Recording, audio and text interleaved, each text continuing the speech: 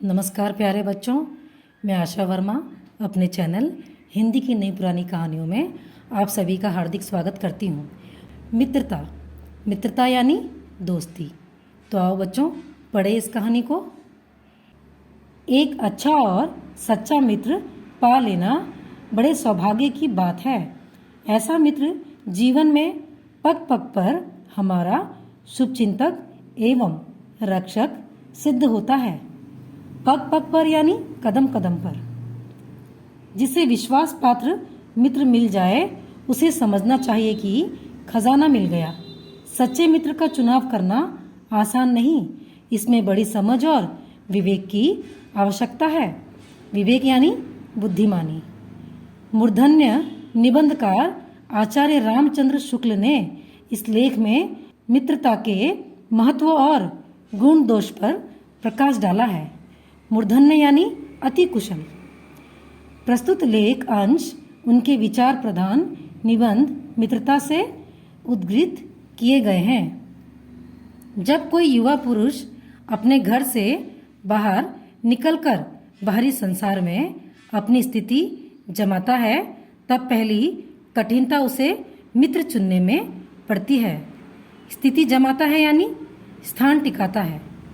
यदि उसकी स्थिति बिल्कुल एकांत और निराली नहीं रहती तो उसकी जान पहचान के लोग धड़ाधड़ बढ़ते जाते हैं और थोड़े ही दिनों में कुछ लोगों से उसका हेल मेल हो जाता है। स्थिति यानी दशा, हेल मेल यानी मेल जोल। यही हेल मेल बढ़ते बढ़ते मित्रता के शुरू में परिणित हो जाता है। परिणित यानी परिणाम। मित्रों के चुनाव की उपयुक्तता पर उसके जीवन की सफलता निर्भर करती है, क्योंकि संगत का गुप्त प्रभाव हमारे आचरण पर बड़ा भारी पड़ता है। हम लोग ऐसे समय में समाज में प्रवेश करके अपना कार्य आरंभ करते हैं, जबकि हमारा चित्त कोमल और हर तरह के संस्कार ग्रहण करने योग्य होता है। चित्त यानी मन। हम लोग कच्ची मिट्टी की मूर्ति के समान रहते हैं, जिसे जो जिस रूप का चाहे उस रूप का करे, चाहे राक्षस बनावे चाहे देवता। कैसे आश्चर्य की बात है कि लोग एक घोड़ा लेते हैं तो उसके गुण दोष को कितना परख कर लेते हैं, पर किसी को मित्र बनाने में उसके पूर्व आचरण और प्रकृति आदि का कुछ विचार और अनुसंधान नहीं करते। अनुसंधान यानी खोज। वे उसमें सब बातें अच्छी मानकर अपना पूरा विश्वास जमा देते हैं। हंसमुख चेहरा, बातचीत का ढंग, थोड़ी चतुराई या साहस, ये ही दो चार बातें किसी में देखकर लोग चटपट उसे अपना बना लेते हैं। हम लोग यह नहीं सोचते कि मैत्री का उद्देश्य क्या है। मैत्री यानी दोस्ती तथा जीवन के व्यवहार में उसका कुछ मूल्य भी है। एक प्राचीन विद्वान का वचन है, विश्वास पात्र मित्र से बड़ी भारी रक्षा रहती है। जिसे ऐसा मित्र मिल जाए उसे समझना चाहिए कि खजाना मिल गया। विश्वास पात्र मित्र जीवन की एक औषध है। औषध यानी दवा। हमें अपने मित्रों से यह आशा रखनी चाहिए कि वे उत्तम संकल्पों से हमें दृढ़ करेंगे। संकल्पों यानी निश्चयों से। दोषों और त्रुटियों से हमें बचाएंगे। त्रुटियों यानी गलतियों से हमारे सत्य, पवित्रता और प्रेम को पुष्ट करेंगे। जब हम कुमार्ग पर तब वे हमें सचेत करेंगे। जब हम हतोत्साहित होंगे तब हमें उत्साहित करेंगे। हतोत्साहित यानी निराश होना, उत्साहित यानी खुश होना, आशा से भर जाना। सच्ची मित्रता में उत्तम से उत्तम वैद्य की सी निपुणता और परख होती है। अच्छी सी अच्छी माता का सधैर्य और कोमलता होती है। ऐसे ही मित्रता करने का प्रयत्न प्रत्येक पुरुष को करना चाहिए। छात्रावास में तो मित्रता की धुन सवार रहती है। मित्रता हृदय से उमड़ पड़ती है। हृदय के कैसे कैसे उद्गार निकलते हैं। वर्तमान कैसा आनंदमय दिखाई पड़ता है और भविष्य के संबंध में कैसी लुभाने वाली कल्पनाएं मन में रहती हैं।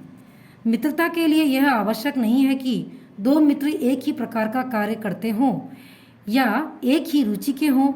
दो भिन्न प्रकृति के मनुष्य में बराबर प्रीति और मित्रता रही है।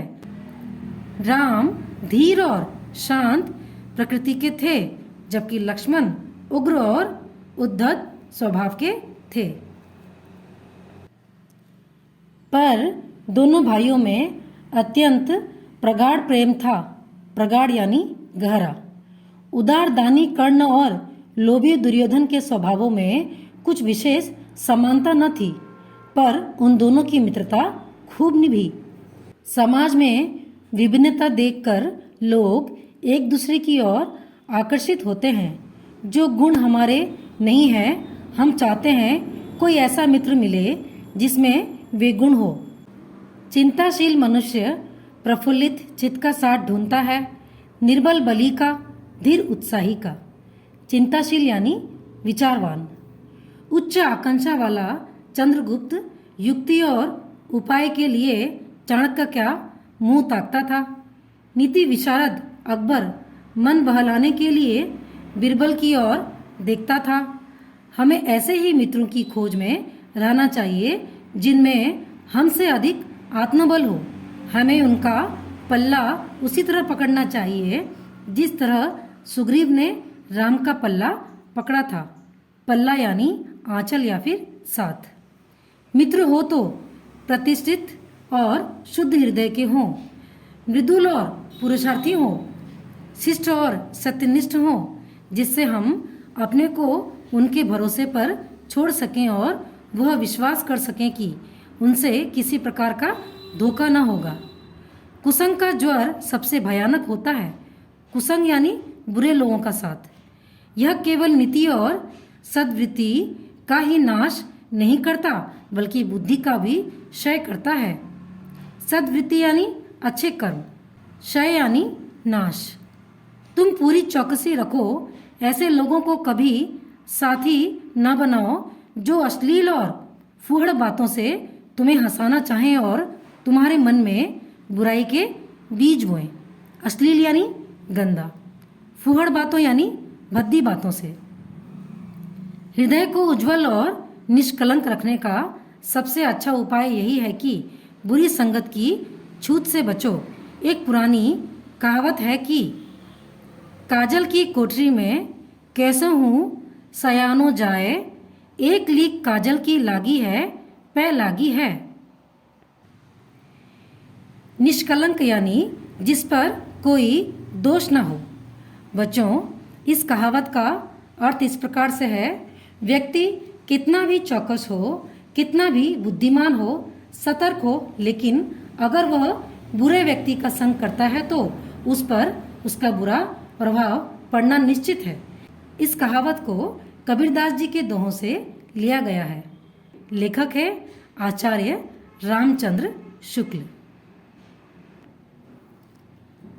बच्चों, इस लेख से जो संदेश हमें मिलता है वह इस प्रकार से है कि हमें हमेशा अपने मित्रों का चुनाव बहुत ही सोच समझकर अच्छी तरह से करना चाहिए, क्योंकि सच्चे मित्र हमेशा हमारा साथ देते हैं। तो बच्चों, यदि आपको ये लेख अच्छा लगता है तो मेरे चैनल को लाइक, शेयर और सब्सक्राइब ज़रूर करें।